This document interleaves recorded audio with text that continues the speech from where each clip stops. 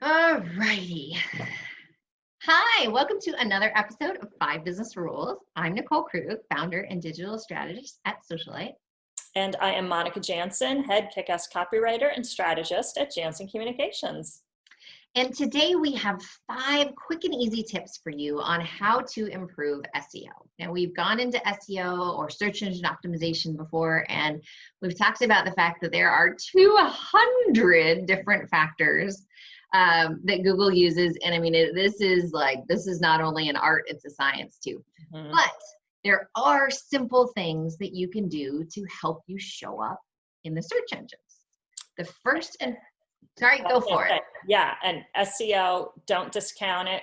It makes a huge, huge, huge difference for your brand's visibility online. It does. And quite frankly, since the pandemic started, SEO is the thing that my customers have focused the most on. Everybody wants to show up right now. And so the first and the easiest way to do this is make sure you have a profile on Google My Business and keep it updated. Now, I think we have a video dedicated to talking about Google My Business, so you might want to check that out. But as a summary, this is the type, it's integrated into Google Maps, Google Reviews. So if you search Mexican restaurant near me, there's going to have some things that are showing up. You do need to have a brick and mortar address, but it is one of the easiest and fastest ways to get some visibility on Google. Yeah, and just RE the brick and mortar address. If you work from home, like I do, like Nicole does, you're going to want to rent a mailbox somewhere, whether at the post office or at a UPS store or even at a WeWork or yeah. So people don't just show up at your house. There's plenty of weird people out there, as we all know. Well, you never know when you need a visitor. Tip number 2 is now you want to establish an account on Google Search Console, also known as Webmaster Tools, and you want to load a sitemap. Now, this kind of falls under the umbrella of it's Google's world, and we're just trying to play by their rules. And there's a lot of technical things you can do on this, but it's actually really easy to just to give a link to a sitemap. If you happen to use the Yoast SEO plugin, you have a sitemap, you can find that. It's just a way to help say, hey, Google, here's my content. You should index all of these pages so it shows up a little bit better.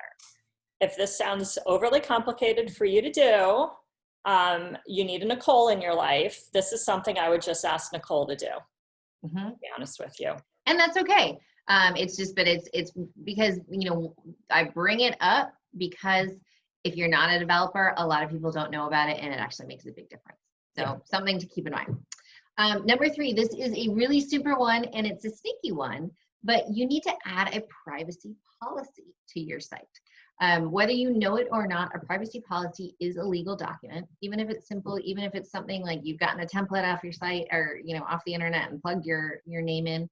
You are legitimizing the way you run your business. And that is important because Google wants to see real businesses, not, fly-by-nights or somebody sitting in the basement in Kansas or Russia or what have you.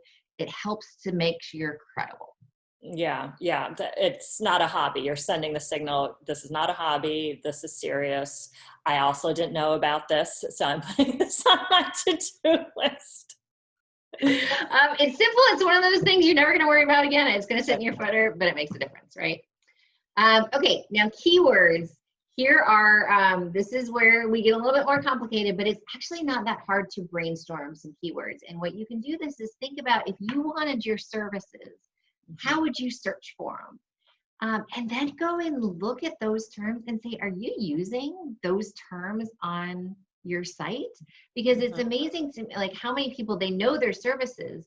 But I was working with a sunglass people, our sunglass company, and they would say men's black frame in their description. They never said sunglasses in their product descriptions. You think, well, when you're looking at it, it's obvious, but you have to actually make sure those terms are included for Google to pick them up.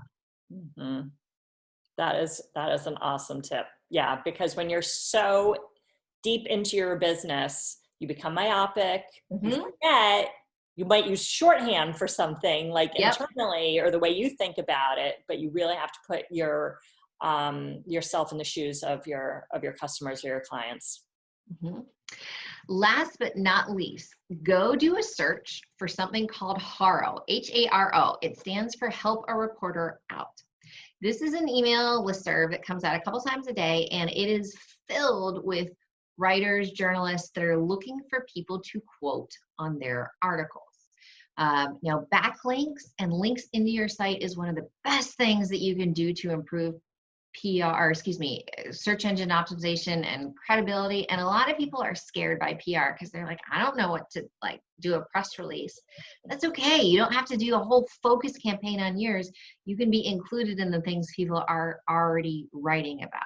So go sign up for that and then kind of keep a list and see if there's things you can contribute to and get quotes. It'll make a huge difference.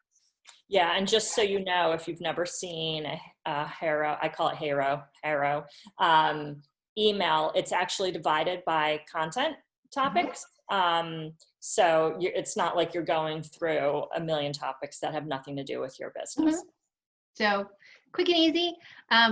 And so you would hope if you did all of these, it would probably take you maybe an hour and you'd probably get a bump in Google. So go forth and go rank, and we will see you next time.